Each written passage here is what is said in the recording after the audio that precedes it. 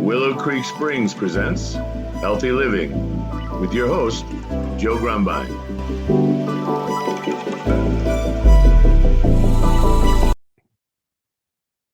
Well, hello and welcome to the Healthy Living Podcast. I'm your host, Joe Grumbine, and today we've got a very special guest. His name is Dr. Jonar, and he's a dual board certified physician in both internal medicine and lifestyle medicine. He's a certified health coach and mindfulness teacher and graduate of NYU and Georgetown. He's a founder and CEO of For Truth Health, where he focuses on helping people reverse type 2 diabetes naturally. You know what? We'll get into your story of your daughter and all that. Dr. Jonar, welcome to the show. It's great to have you here with us. Yeah, thank you for having me. And Joe, I want to just say personally, I'm very in, honored to be on the podcast, inspired by your own story with your Yeah, personal journey with cancer. So and look at me. I mean, if you'd have seen me a yeah, year ago, I had a giant tumor sticking out of my neck. yeah. So like your story definitely resonates with me. And Wonderful. yeah, thank you for your time, but also for doing this podcast for other people to like inspire them to healthy living as well. That is the whole point. And it sounds to me, I'm really interested in hearing about your work because we have a lot of guests on that talk about type 2 diabetes and different solutions from diets to all different medications and all this. But it's such a prevailing problem in America right now.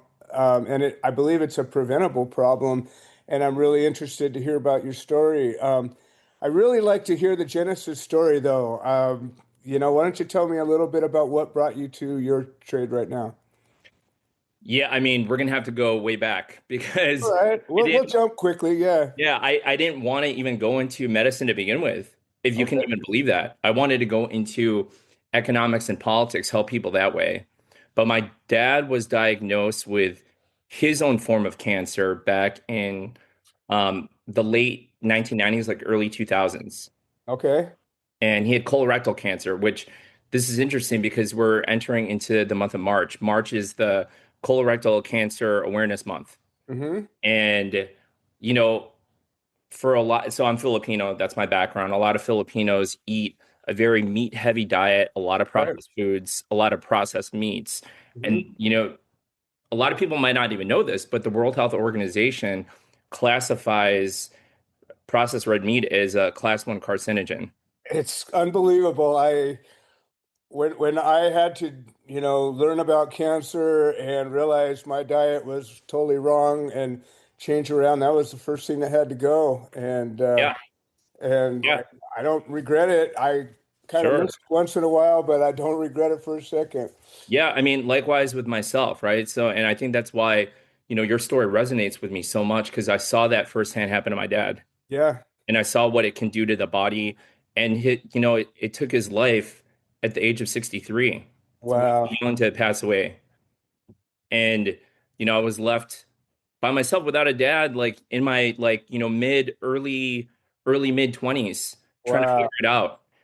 And so that's what inspired me into medicine, Okay. right? But throughout that whole process, I ended up becoming unhealthy myself, which is so ironic because And common. and common, yes, correct. But My dad was a surgeon and he died at 70, completely preventable all the way through. yes, yeah, exactly. So a lot of the chronic diseases we talk about, right? You brought up diabetes. I mean, a lot of these chronic diseases we see nowadays that are so prevalent are preventable. And Right. so I found myself through, medical school and residency, I was 40 plus pounds overweight, Mm-hmm. pre-diabetic. Yep. My A1C was 6.0. And for those listening, the hemoglobin A1C is the marker for diabetes, your insulin resistance. And we're talking about specifically type 2 diabetes because Right. type 2 diabetes is different from type 1. Type 1 is an autoimmune condition that the kind of pathophysiology, the way you get it is very different. That's not Right. so much lifestyle related. Type 2 diabetes is. And so I was sitting there, I was like, how can I give people medical advice to live Right. healthier when here I am 40 pounds Hypocrite. overweight. Yeah, exactly. And I'm like, I can't do this. This makes absolutely no sense. Right. Very hypocritical. So then I started doing my own research into how could I reverse this process around, lose the excess pounds, and Hmm. not even just get there, but stay there, keep Right. it off, reverse the A1C. And so I was able to find that on my own, thankfully, Nice.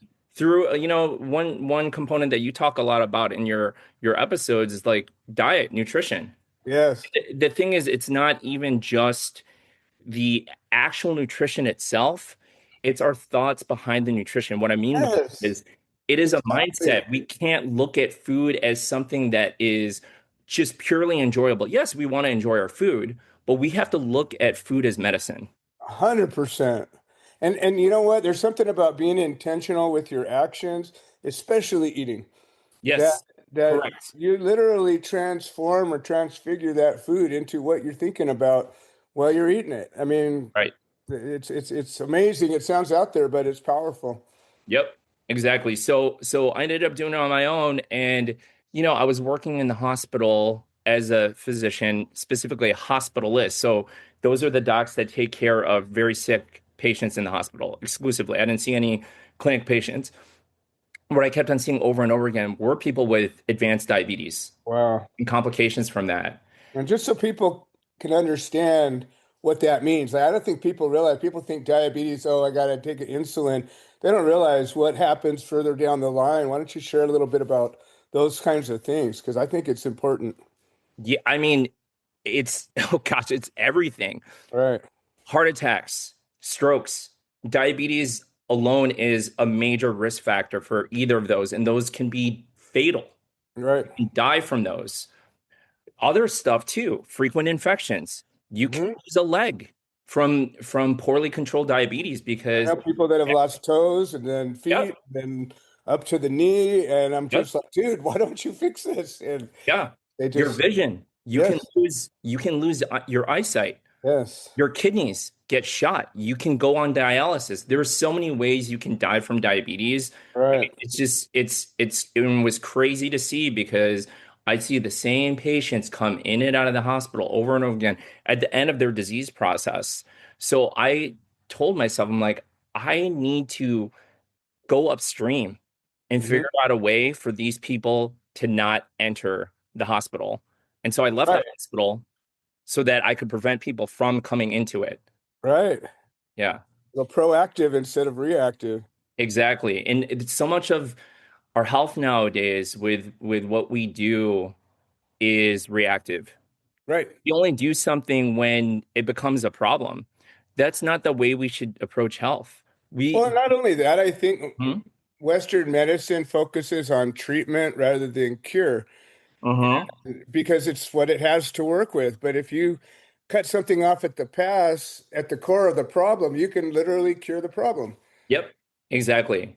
And yeah, and you just hit on it beautifully. Like the conventional Western medical approach is to treat the symptom, Hmm.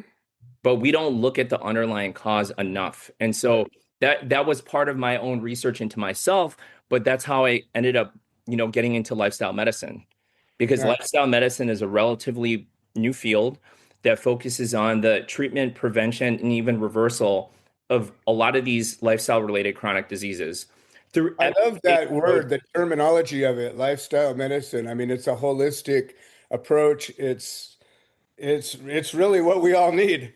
Yeah, exactly. And the thing is, in medical school and with medical training, they do teach it, but very little, Okay. know? And that nowadays, because of the way insurances are set up and reimbursement, doctors don't get reimbursed for focusing on lifestyle change. They have Right. reimbursed because of procedures and Mhm. pills. I get it. Yeah. And we can't blame the doctors either because that's what they're trained. That's how they Make a get living. first. Right. But the thing is, we wouldn't have this chronic disease we see nowadays if we just figure out the underlying cause of these things. And they're all Exactly. lifestyle related. They're all Yes. lifestyle related when it comes to chronic Yeah. disease, you know? And I won't doubt that there's genetic predisposition too. And actually, that's what I do currently right now. I focus on the Asian population, Okay. helping them reverse their insulin resistance because the way that our metabolism is, it's different from other ethnic groups. We put on Okay. more visceral fat, and that's the kind of fat that wraps around your organs. That's All right. The worst kind. Yeah. it's the worst kind. And what's interesting is you can even see it here in the United States. We make up a smaller population, a smaller percentage of the population overall. But when it comes to stuff like diabetes, stuff like high cholesterol, guess what? Right. We're like at the top of the list for representation. So that must mean there must be some type of genetic component, right? But what I often tell folks that I help, whether they're patients or clients, is lifestyle. So basically, all these chronic diseases are kind of like a gun, right? Right. The genetics loads the gun, but lifestyle pulls the trigger. Hmm. Absolutely. And Yeah. you have sort of this double-edged worst case scenario when you have a genetic predisposition and a cultural um, predisposition to a type of food. The very food that your genetic predisposition is going to react poorly to is the thing that everybody's eating. Yep. Exactly. Yep. You hit it on the head. And so in lifestyle medicine, there are six pillars. There's nutrition, exercise, stress management, sleep, avoiding risky behaviors like alcohol and drugs, and then social connections, strong social connections. Yep. Because we are tribal people. We will not survive well on our own. And really, that's how Punishment all of life is is. We're all interconnected. exactly. No, it's 100%. The worst punishment is solitary confinement.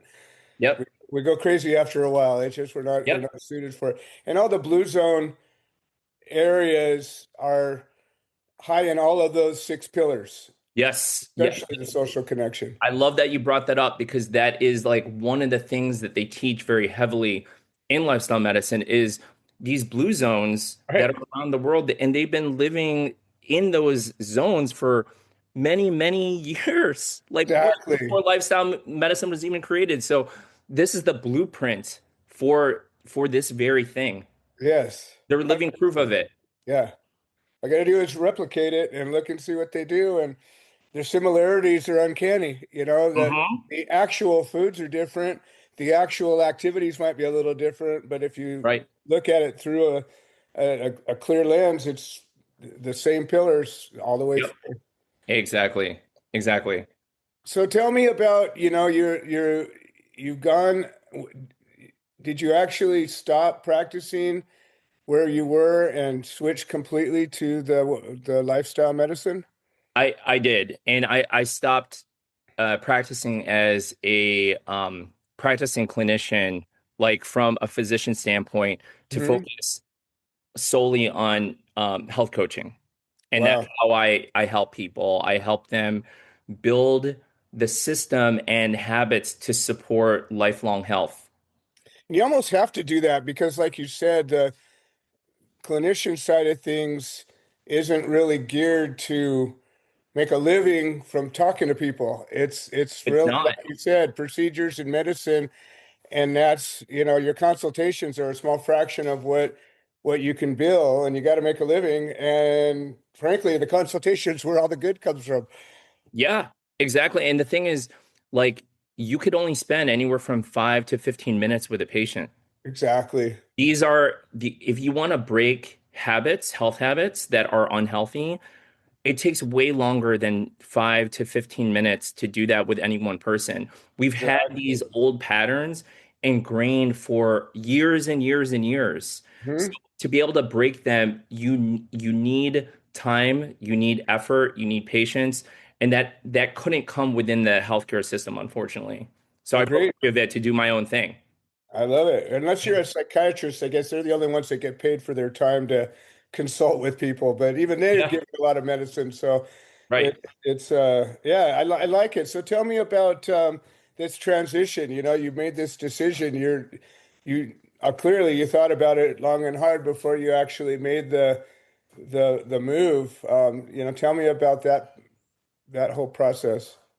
Yeah, I mean, I think part of it was born out of my own personal necessity. You know, Hmm. my daughter, Sedona. So we had a daughter who was born 29 weeks premature.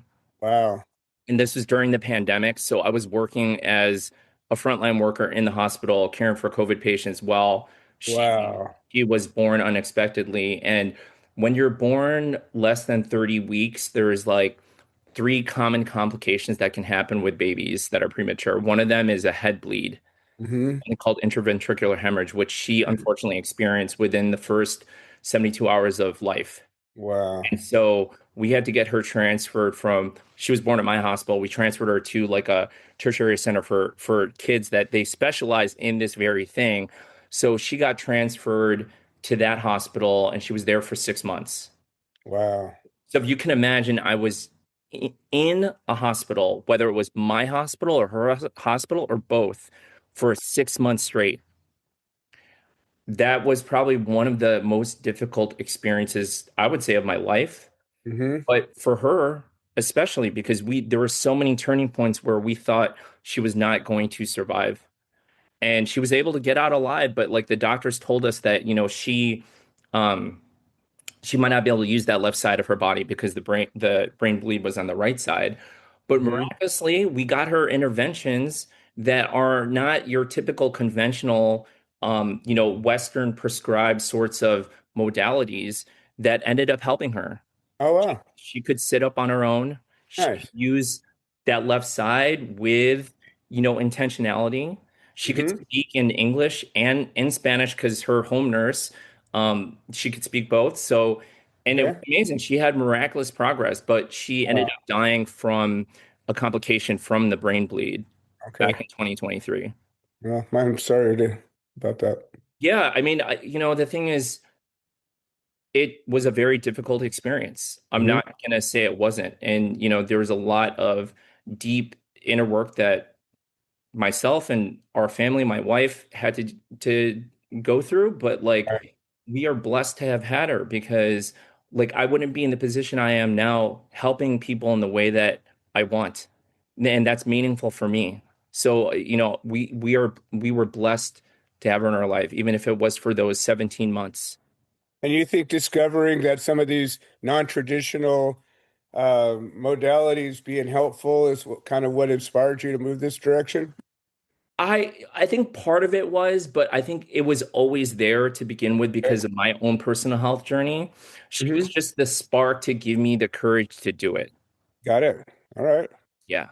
Well, and oftentimes, finding meaning in a difficult time is imperative, if you're going to go on and fulfill your purpose. I mean, it's just like what I'm doing here is Yeah. part of the good that came from me going through my cancer is that I'm inspired to help other people and I know things that I can help them with. Yeah. And that's beautiful, Joe. Like I think that that's often the case with a lot of folks, especially in this realm of like health and healing, is that Hmm. your pain turns in your purpose. Yes, And, 100%. and for a lot of the folks that come into my program that have, whether it is prediabetes or type 2 diabetes, they're coming in with so much pain. But Right. that's what I try to teach them is we have to turn that pain into purpose. And that's what Exactly. we want to do with the folks that have come into my program.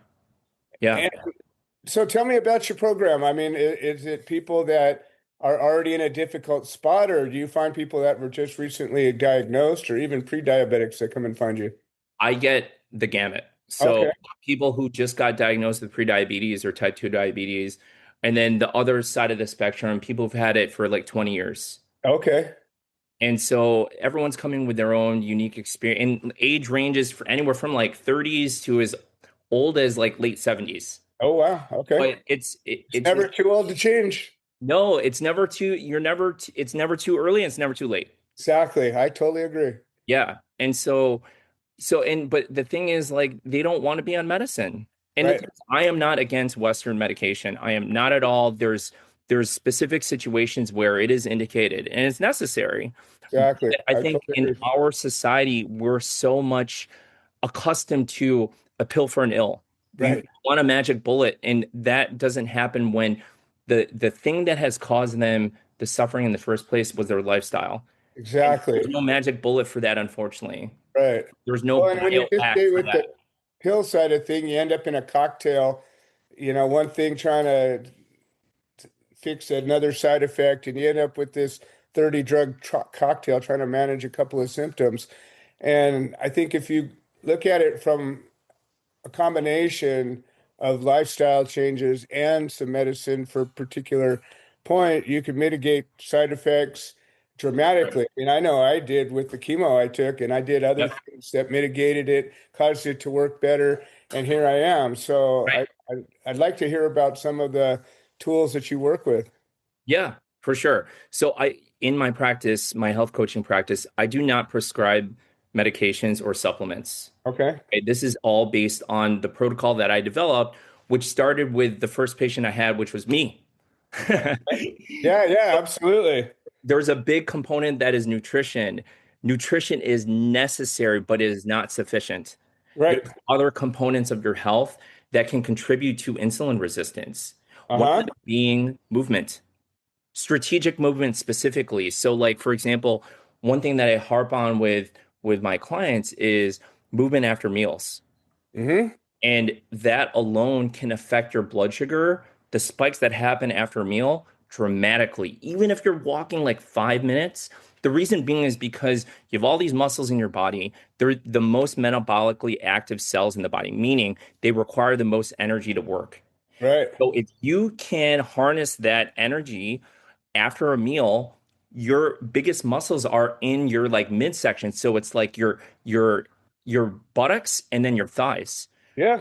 That's why You walk up a walking. hill a little bit, and then you'd be Yep. surprised. You turn and burn. Yeah. Yeah. So that's one component, right? So it's nutrition, it's movement, stress management. This Mm-hmm. is another big one. Huge. People do not give this enough credit. Right. But just know this, most people are chronically stressed out there because of Yep. the way modern life is, and I don't blame them either, but none of us were taught the skills to effectively manage stress. And the thing is, Absolutely. you talked about it in one episode, cortisol. Uh-huh. Cortisol is the stress hormone related to like emotional duress and psychological stress. If you're Right. not managing that on a daily basis, guess what? Cortisol is going to remain elevated. And Yeah. what cortisol does in the body, it does a number of things, but one thing that it does, it releases glucose stores from like our organs, for example, liver. So it Right. pulls out glucose into the blood. Now, this is a mechanism that was developed when we were like Neanderthals roaming the earth. Exactly. So it helped us to evade predators, but now It kept us alive at the time. Yeah. yeah, but now it hinders us in these Right. situations that we deem as emergencies all the time. And so we're on high alert so if Yeah. you don't lower that, you're putting yourself at increased risk for insulin resistance. 100%. Yeah. You deal with sleep apnea? So yes, in a way, there are some patients that I do have that have sleep apnea that come to my practice, but the primary focus for me is the insulin resistance. But Sure. that being said, the one common factor amongst all these chronic diseases, which, sleep apnea would be one, is inflammation. Right. If you get to the heart of the inflammation, when you focus on one, you focus on all. So people in Exactly. my practice, guess what happens when they start reversing their insulin resistance? Yeah. Their blood pressure Get better. improves, Yeah. cholesterol improves. Like I had one lady who she had high blood pressure, she has diabetes, but she had high blood pressure for 5 years on two meds. Within 2 weeks of starting my program, her blood pressure was so low because of my protocol that we had to stop the medication. Nice. She's not on the medications anymore. I love it. I love it. Yeah. And that So just tells you, I mean, these lifestyle changes can probably correct some huge percentage. I'd say probably at least 50% of ailments that people are treating with medication alone. I'd say probably half of them could be treated with lifestyle changes alone. alone, yes, I agree. And the thing is, the Western medical model to reverse, are we reversing it? No, we're not. Right. Because if we were, then these medicines would work. They only mitigate the disease progression at best. Exactly. At worst, your disease just gets worse. Exactly. Yeah. 100%. Is there a set of tools that you give to everybody?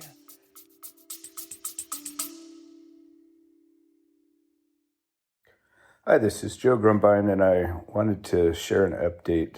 The platform that hosts this podcast has made some changes to the subscriber settings, and we have a number of subscriber-only episodes that we offer to the supporters, and for a minimum of $3 a month, we can get you signed up.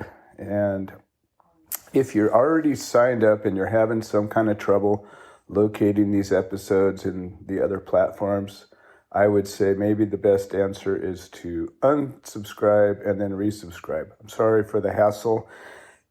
I don't have any way to make a change, but I'm very grateful for all the support. Thank you. Yes, there is. Now, the thing is, health is very nuanced. Right. It's unique to the individual. So I don't do the same exact thing I do with the next client. But my overall philosophy is still the same. So if you look at lifestyle medicine, because a lot of what I do, I have implemented these principles that work for reversing chronic disease. So with the nutrition piece, right? We're looking at whole food plant nutrition. And what that means is it's not eating vegan, because I know a lot of people are so tied to their and their cheeses. That's not what I'm saying. What I'm saying is that the majority of your plate every single time you sit down to eat has to be made of whole food plants. Exactly. Okay? At least 80%, I would say. So you can get away with maybe 70%, but like 80% or above, if you're doing that for every meal, that alone is going to push the needle for you so much. 100%. Yeah. So that's like one component. The other component, the movement piece, like I said, strategy, moving after meals, but also just raising your basal metabolic rate by getting up and move around. Yeah, don't sit on your butt too long. I mean, Too sedentary. We're too sedentary. So there was a study. This is a very interesting study. There's a study that was released by the British Medical Journal. It's specific to diabetes, but they have this big journal that has all these smaller publications. So they looked at a study of diabetics who sat for 78 hours long, right? They broke them up into 4 groups. One group that, the standard control group, sit 7 to 8 hours working. The second group, they broke up that 7 to 8 hours sit with a 30-minute walk. And the third and fourth group, they broke up their 7 to 8 hours with every 45 minutes, they would get up for a movement. Either they do air squats for like a minute or a couple minutes, or they would do like a 2 to 3 minute walk.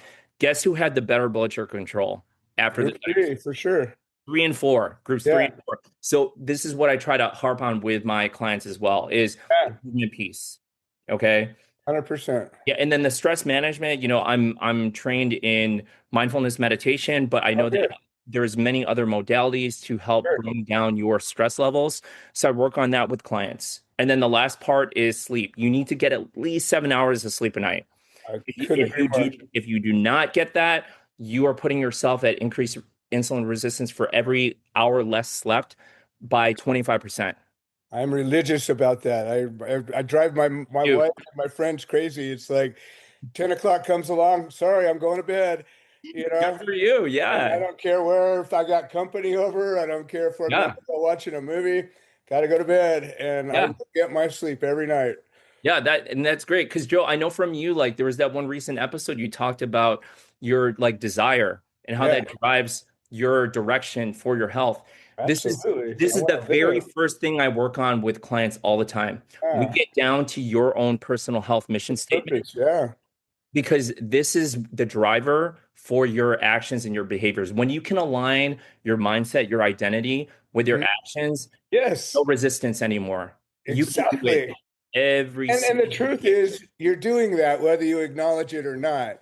A lot of times we just don't acknowledge what our thought process is. Just watch your actions and you'll see what's important to you.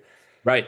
Well, listen, we are running low on time. I always like to hear, in the years that you've been doing this, I know there's probably dozens and dozens of stories that stand out.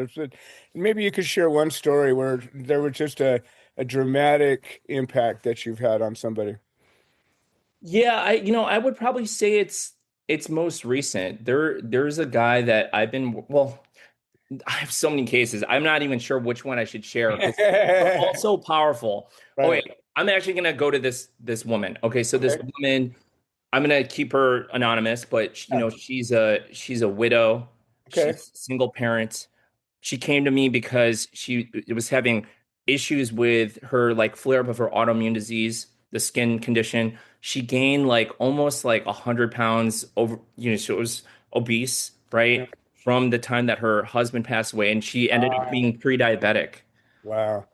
Within the 3 month program, she's lost in that 3 month span, she lost like 40 plus pounds to Wow. reverse her insulin resistance. Yes. Her, A1C went to normal levels. Nice. The skin conditions that she was having for years started to finally improve. Wow. She just feels like she has, power back over her health for the first time in her life. Get a new life, really. Yeah. You get And reborn in a be able way. to provide that for her, especially in her, deepest moment of pain and grief, Right. was, a true blessing Yes, for absolutely. me personally. Yeah. Oh, it's funny when you help other people, it is such a indescribable joy that you can get from that. And, when it It came from is. a place of suffering, a place of pain, and then you can turn that around into a joy. Woo, you know, Yeah. it's amazing. Yeah. I And love it. she's still one of my clients. So, Nice. if you're listening out there, I love you. Thank you for doing for yourself. I love it. I love it. And where are you physically located? So we are based in Los Angeles area. Oh, no kidding. Yep. You ever do sweat lodge or sauna? I've heard about it, haven't done it yet. I do sweat lodge out here. I'm out in Lake Elsinore, about halfway to San Diego. I'd love to have you come down here one time. Yeah, my wife and I were talking about it before I joined the call. So yes, we would definitely be interested in doing it and looking forward to it. And For we sure. we have a nonprofit called Gardens of Hope. We have a 2.5 acre botanical garden, and we do what we call therapeutic horticulture. And the idea is get out in nature, and all I those love things that that. you do work better. I And love that. I would love to have you and your wife come and visit our garden one time. I mean, you're Oh, thank you an so much. We would hour love that away. as well. Wonderful, wonderful. Yep. Well, listen, Jonar, do you have like we've talked about so much. Number one, I'd love to have you back on. There's more we could talk about for sure. Yeah. But is there a thought in all of this wealth of information, if our listeners were to take one takeaway from you, what do you think that would look like?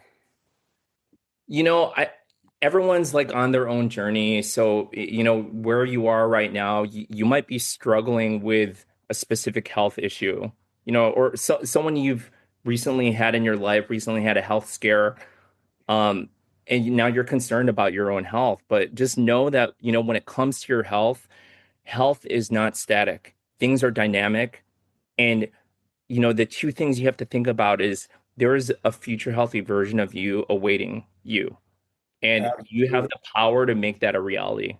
I love that. And it's so true. I'm living proof, and so are you. Yes, we all have the potential. Yes. Absolutely. All right. And if somebody wants to connect up and get some of this great lifestyle medicine you're offering, how would they do that? So I'm on a couple of platforms. We're on Facebook and Instagram as well as TikTok, and it is the reverse diabetes doc.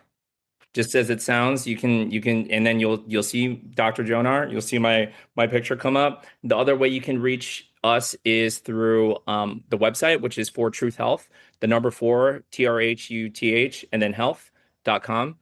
And then I do have a podcast myself Cool. called Glass Half Healthy.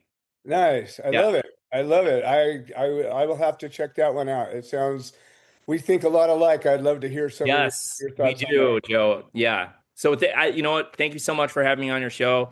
I'd love to come back. I love what you're doing. I love your energy and keep doing what you're doing. Fantastic. Thank you so much. This has been another episode of the Healthy Living Podcast. I'm your host, Joe Grumbine. I want to thank all of our guests for making the show possible, and we will see you next time.